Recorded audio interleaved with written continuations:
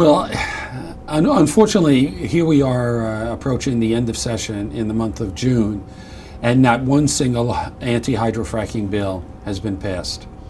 I introduced the ban bill to ban hydrofracking in New York State when I first came to the legislature in 2011, and the hazardous waste bill and the health impact bill, a seismic impact bill. Although many of my pieces of legislation have multiple sponsors, none of them had moved ahead because of the Republican majority. At this point in time, at the end of session, I've introduced the moratorium version of the Assembly bill that has already passed. That is the major focus right now, to try and at least get that passed. It would put off a decision on hydrofracking for 2 years and allow for many of us to present more facts to the state and the governor how hydrofracking under the current procedure is just an unsafe practice. So that's our major focus, to try and get the moratorium passed at this point. And what about the health impact? Well, the health impact, I've tried to get it passed for several years now, and I've done hostile amendments even to attach it to other bills to try and get it done. And the Republican majority always knocks it down as not being germane. I had hoped that this year, the fact that the Independent Democratic Conference, the IDC, merged with the Republicans to create this majority conference, that at least the IDC would bring it to the floor. The whole makeup has been that the IDC, because they merged with the Republicans, publicly said, and this is Senator Jeff Klein who leads the IDC, that they would have the ability to bring bills to the floor on those days where they were in charge, as opposed to the Republicans being in charge. Unfortunately, that obviously has not been the case. Senator Klein, Senator Savino are both on my ban bill. And then some of the other members, Senator Colucci and Senator Valesky, are on other pieces of my anti-hydrofracking bills.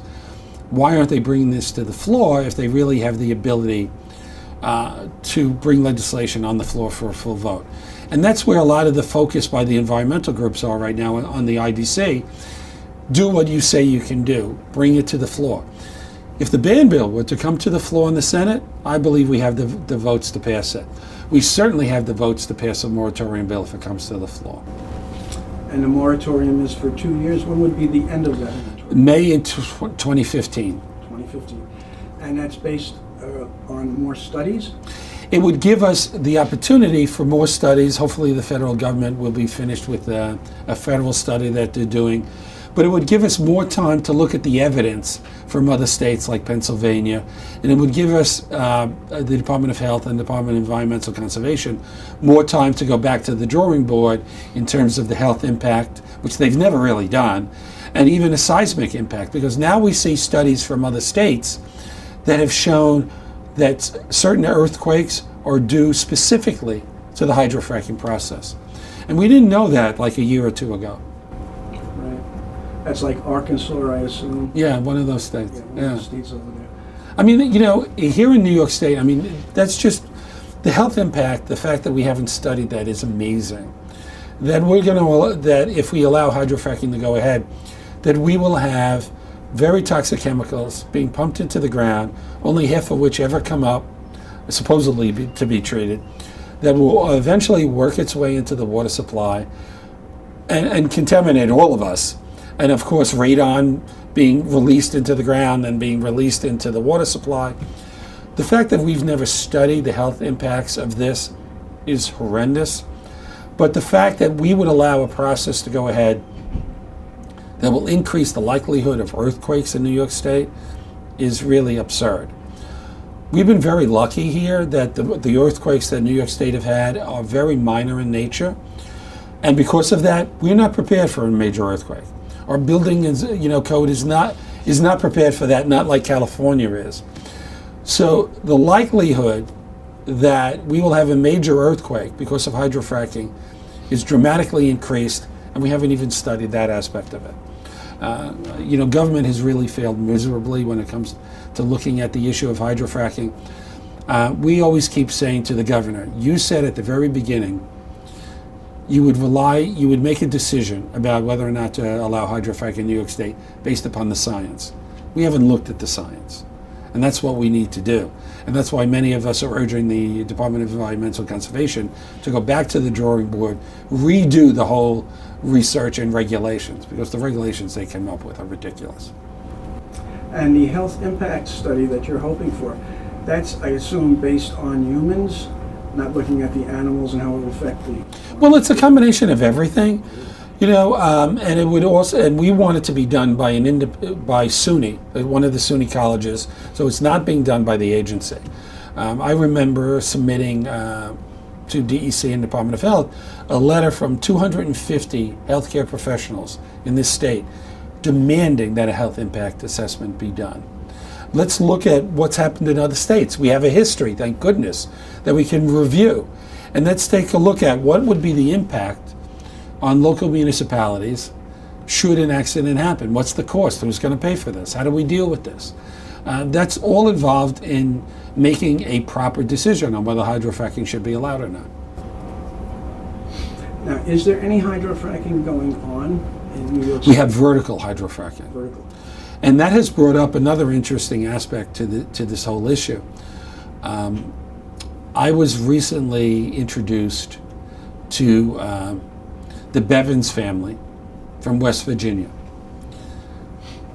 C.J. Bevins was a worker, a young man, 23 years old, from West Virginia, who came to New York State to work on a well, a vertical well, which is allowed, and has been permitted for years.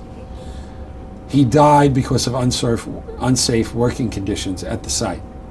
He was actually crushed. The family was introduced to me, and I started to take a look at what are the regulations that exist at these wells. The answer is none. It's like the Wild Wild West at these oil and natural gas rigs.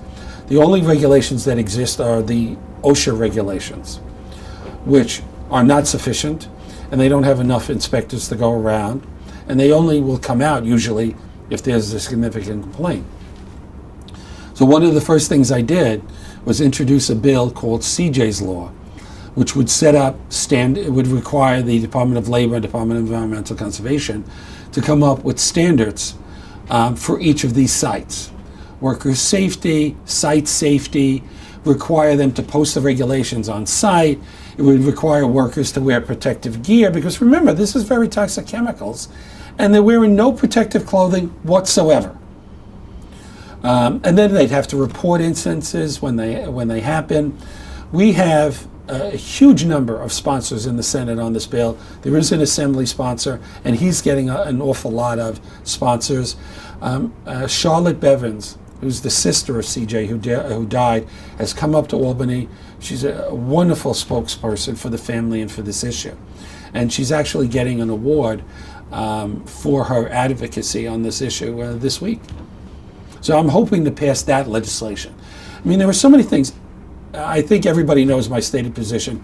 Hydrofracking should not be allowed in New York State, period. But if we do allow it, there are so many things we need to do to protect the public and the workers. And we're doing none of that. Nothing is moving ahead. What is your stand on climate change? I actually introduced one of the first bills, a climate change bill, requiring certain, reduction in emission standards within New York State. I mean, it's actually supported as a primary bill by the environmental groups. Climate change is happening. All those naysayers I think they've been shut up. The climate is changing. It's our fault. You're going to have increased storms. You're going to have increased hurricanes. The water table is rising dramatically. We have to do something immediately to stop this. But the damage may already be too late. So, we live on this planet. We've lived on this planet for a long, long time. We've damaged the ecology of the planet. The climate is changing because of that. If we don't do something fast, there are going to be dramatic changes in the weather pattern, in how we live. I think we still have an opportunity to slow down that process and somewhere down the line change it, but we're not moving fast enough. And we really have to bite the bullet, and if it costs us more money to do some of these things, then we have to do it. We have to have solar power, we have to have wind power, we have to find ways to create new energy without damaging the environment. So it sounds like you might be heading towards a comprehensive energy policy affected because of climate change being a Right. very real and not a fairy tale event Right. that's taking place.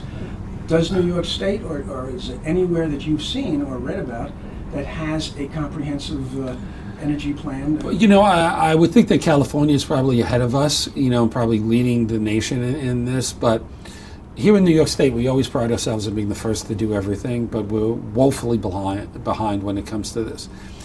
The political willpower has not been there, and whether it's New York State or across the country, to institute the changes that we have to set off the dramatic changes in climate that are going to happen.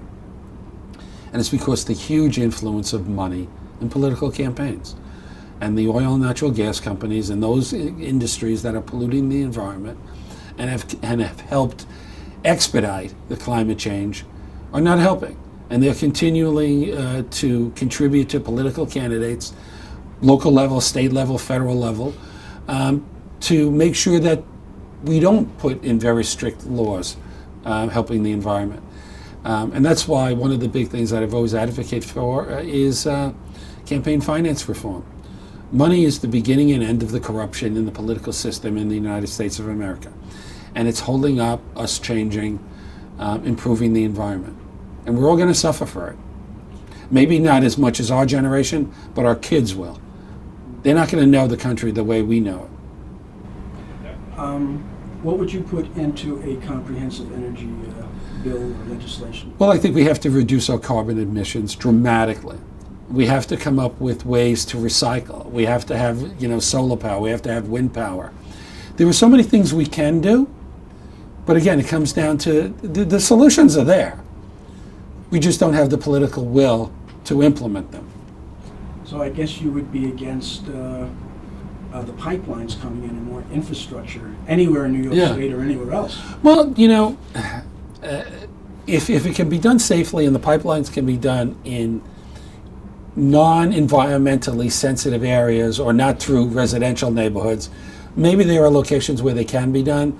But unfortunately, the oil and natural gas companies, for example, the pipelines, they're just going to put it the cheapest way possible, which is not the best approach.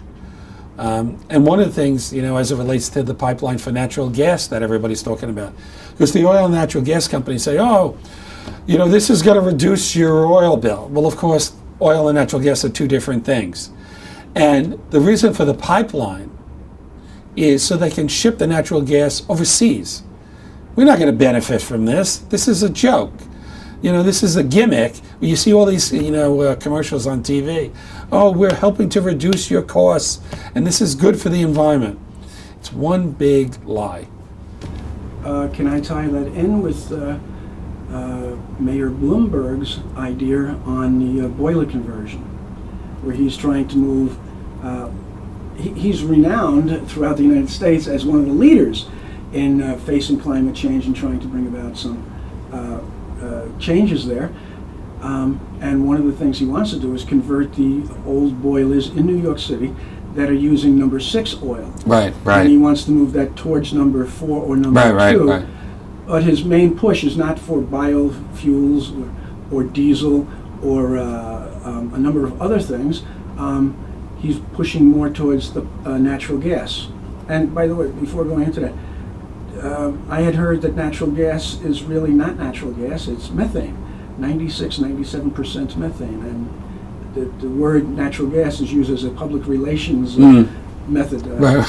Seriously, do you know anything about that? Or? No, I don't. Not enough to talk about. Okay. Yeah. Well, back to the boiler conversion. Yeah, right. Well, do you know, politically, I'm not a fan of Mike Bloomberg because I think he talks and does the opposite of what he actually says. He came out with his 2030 plan of supposed to improve the environment and how we do urban planning in the city of New York. Yet some of the city agencies are actually violating his own plan on a daily basis. I think the mayor has a lot of talk and no action. I think we could be doing more as a city. And I don't think the political will is there on his part either. Is there anybody in the nation or any organization that you see that's really leading in the area of? Well, that's hard to say because a lot of the environmental groups, they pick and choose the battles that they fight because they can't fight every battle every single day. But I think if it weren't for the environmental groups, whether the state, local, or federal, I don't think we'd have any effort going in the right direction. So I'm not going to pick out any one group, but they're all moving positively, whether they move on one issue or another. But the one thing that has always concerned me is that we should mobilize all the environmental groups to move together and work together. And unfortunately, everybody's got their little piece of the pie, and we don't necessarily work together. And I think there's a great opportunity with the American people who want to do more in terms of the environment. If we can just mobilize them, they will then push elected officials to do more. Because it's the people that offset the money from the corporations. And until you get the people really motivated, the money overwhelms the system. And what do you think would motivate them? I think it's a matter of grassroots efforts to get them to realize how significant the changes are that are coming. I think people are beginning to see it with the hurricanes and the tornadoes and the storms. I mean, I remember when I first started in government, the city would, and I started in New York City, we would look at storms based upon the storm that would happen every 20 years. And you base your planning on like flood, infrastructure. It's on that 1 in 20 storm. That 1 in 20 year storm is now happening 1 in 5 years. So your whole planning of infrastructure has to change. And I think people are beginning to see that. Those severe storms are happening on a more frequent basis. If you look at the grassroots effort that has happened against hydrofracking in New York State, in my opinion, it is the single largest grassroots effort in this state ever on any one single issue. And that's why I think we're winning the battle against hydrofracking here. If we can start to duplicate that on other issues like climate change and other environmental issues, I think we can change the political philosophy in this country.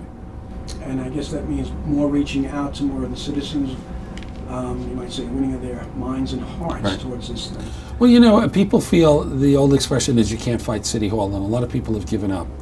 I think that's not necessarily true. I think you may not be able to fight City Hall, but you can certainly negotiate with it. And I think that's what, if more people stand up and say, I want change, I want to protect my environment. I know, there's been studies in New York City, for example, about recycling. More people want to do recycling. They've said, just tell us how we can do more recycling. And the city's actually behind the curve, in my opinion. We could do more. We could do more, and we can then educate the public, and they will do more. Do you think it's possible to give the constituents more power to make decisions regarding the environment, say through referendums, so that they have a choice, so that there could be something put in place where the legislators in the state and in the city will be able to get some feedback from the constituents about what forms of energy they want to use and what directions they want to go in? There's no question that involving the populace in some of these crucial decisions is more important. The problem is there are a lot of politicians, I wouldn't even call them elected officials, politicians, who don't want to hear from the public, because then they'll have to do something different from what they're doing. And then then it all goes back to the money, I hate to say it. If they hear from the public will tell them opposite of what the money is coming from, these corporations. So it's very hard to come up with referendums or involve the public when a lot of politicians don't want to hear from them. And they design the system so that the public has very little input. I always try and do the opposite. I've always tried to do as much outreach as possible within my old council district, now my Senate district, to involve the populace in the decision-making process and hear more from them as to what they want. As far as I'm concerned as an elected official, I'm supposed to know what the needs of the people are and then make that happen. Not where it's my opinion imposed on the public, which is what a lot of politicians like to do. But do you think there's anything in terms of legislation that could return the decision-making power. The to problem, constituents. and I would certainly want to do that, but every attempt I've done that in the past, you don't get your footing even in the front door, because to get that type of legislation passed, you're going to the very people who don't want the public involved. So they never approve anything that allows the public to have greater say. It really is a catch-22 situation. That's why it has to be a real grassroots effort that starts from the bottom up. I always say in the city of New York, for example, urban planning is done from the top. It's the mayor and the city bureaucrats that determine urban planning, and it filters its way down. I believe in planning from the bottom up, having every person on every single block have an input, a real say in what happens in their own community. And that's what I've always worked towards. How can we help you? It sounds like it's a double-edged sword, or a different way of thinking that you're saying here. You want the public to get more involved, but the public has a mentality of waiting for leadership. Right. So how can we help you? Are there any special things that you would like done that we can? Well, in terms of, I always ask people, in terms of like specific legislation, like the ban bill and hydrofracking, the moratorium, is to write their own legislator and say, I'm in favor of the ban bill. I'm against hydrofracking in New York State. I believe in, the hazardous waste bill, which would put the wastewater under the Air and Clean Water Act of New York State. I ask people to write their own legislators. That's what they need to do. But they also, and here's another aspect, they need to get more involved in their local community. That has to happen. I know it's very hard for people today. Both, partners are working. They come home, they don't have time, they're taking care of the family. People don't have the time they used to when they could get involved in the local civic group, the local fraternal organization. So it's very tough. People work, they go to school. They don't have free time to do anything else anymore. But they have to take an interest in what happens. Because what happens in the legislature, whether it's the city, the state, or the federal government, directly affects their well-being and their future. And people also have to take more of an interest in who's running for political office. For example, right now I'm running for Queensborough president. I'm trying to get the word out, but I'm not taking the huge donations from the special interests. So it's hard for me to compete with the candidates who are running for that same position who are taking big checks from big donors. People have to watch who's running for office, pay more attention where the money's coming from, because that will tell you a lot about what that candidate stands for and what they're going to do for you when they get elected. I had heard an idea at one time that maybe people in the different election districts, the elected officials, could help foster some kind of general council, I use the word council, where different members from various political groups could get together once a month and express their opinion. A town hall meeting kind of thing. A town hall meeting. But Yeah. where the people actually are equal to the elected official, in the sense of they are definitely going to hold this once a month or something, and they will work together, form committees, one environmental, one for housing, one for whatever it is, shadow government kind of thing. Well, And get actually, back to- go ahead. see, in New York City, we have that. It's called the community boards. New York City is made up of community boards, and it's divided by different areas of the city. And the members are appointed by the borough president, city council members, and they get together and they review what's happened in their community, and they act as the liaison between the city and the community. Now, not all boards operate at the same level of expertise, and that's something that has to be improved. But that's actually happening in New York City. And as an elected official, whenever I can, I do town hall meetings. I've attended one of your, I guess we could call it a town hall meeting here in Queens, in which a number of environmental groups, anti-fracking groups, got together last year.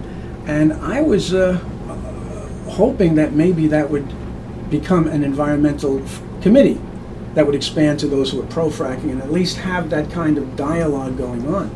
And if not that, why not some kind of outreach from your office and from you to teach, to help, to facilitate the regular citizen as to what their duties and responsibilities could be if they would like to learn more about government, and not just having a Gasland 1 or 2 or Dear Governor Cuomo kind of thing, but citizen participation and knowledge. It is something that I strive for, but you also have to remember that each member has a limited staff. And being in the minority, I have less staff than the majority does. So those type of things take a huge amount of time with the staff, and sometimes it's very hard to segregate staff just to work on that aspect. I'm very proud of the fact that I have a very good staff. I do as much outreach as possible, and because of that, we get a huge amount of constituent issues. And I can barely keep up with what comes into my office, which much less, unfortunately, do some of the things you just suggested, which I'd love to do. If I had 100 people working for me, I could put them all to work. Or volunteers. Yeah. That's all. Behind you, is a couple of interns, actually. And even then, if I had 20 interns, I could put them all to work. There just isn't enough manpower to handle everything that I'd like to do. Women power. People power. So the ways that you think that we could help you is to read more about the bills that you're pushing at the moment, and to learn more about the politicians who are running for election. Correct. I mean, that would go a long way if people paid a little more attention to the people who are running for political office and did a little more research and look beyond what the candidate is saying as to what the candidate has done, especially if they have a record. Well, if you want, you can use this for a little political speech if you like. Well, what would you like to say to the audience? Part of our idea here is to have a public conversation. I should have prefaced that. No. Well, it's been my honor and privilege to serve first in the New York City Council, now in the State Senate, and I'm running for Queensborough President because I think I can help the 2 million people of the residents of Queens. I certainly wouldn't stop working on the issues that I've been working on, like opposing hydrofracking. I started as a community activist, and I always tell people, when you vote for somebody, how did they start in politics? Did they come out of the political clubhouse, or did they start just by working in the neighborhood? And that's usually a good start on how you analyze, whether or not you're going to vote for somebody. Look for somebody who really cares about the community, but not only interested in their own ego or for whatever they can get out of the system.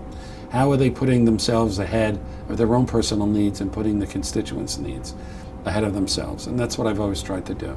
And I'm going to continue to do that. The only reason I'm in government is to help people. I hate politics. It's nasty business. I'm only in this to help people. Okay. Do you want him to hold it to the camera? Yeah, you can have a copy of that. I just wanted to make him aware of that. That's the radon bill. Yeah, Rosenthal. Do you see? Well, did you take a look at it? Is it fine? I mean, it's pretty basic. It's just, All right, so let's call her and make, See who puts, look, Savino did it. Oh, Savino did it already. That's what I was trying to show. Oh, that's a waste.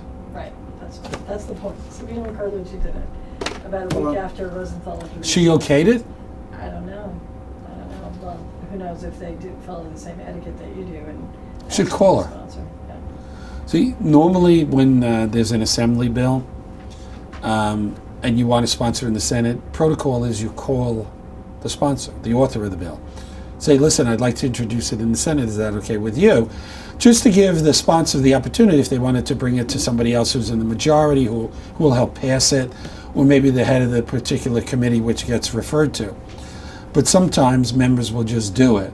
What I'm worried about is this will now be introduced by the Independent Democratic Conference, which will not move the bill. Because too many politicians will put their name to a bill, oh, look what I'm doing, but not actually be interested in passing it.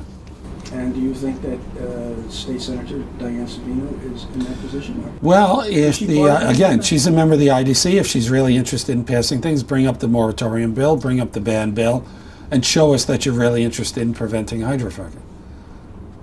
Put up or shut up. Okay. She did do a showing of Gasland about 2.5 years ago, and she says she's going. We interviewed her in Albany that 2 weeks ago, and she's going to do some more screenings of Gasland too. That's very nice. Oh, Let's it do is, some but it's not screening. the same as- But that's talk is cheap. Let's see some real action. They say they have the power to bring a bill to the floor. Bring the moratorium bill to the floor. Okay, we can put that on Yeah. YouTube. Yeah. Please, Senator Diane, Senator Savino? Klein, Senator Savino, Senator Valesky, Each of and the- Senator Carlucci. Bring the moratorium bill to the floor. Okay, that sounds good. Peter, anything else? No, that's good. You've been tremendous. Anything else you want to say? No.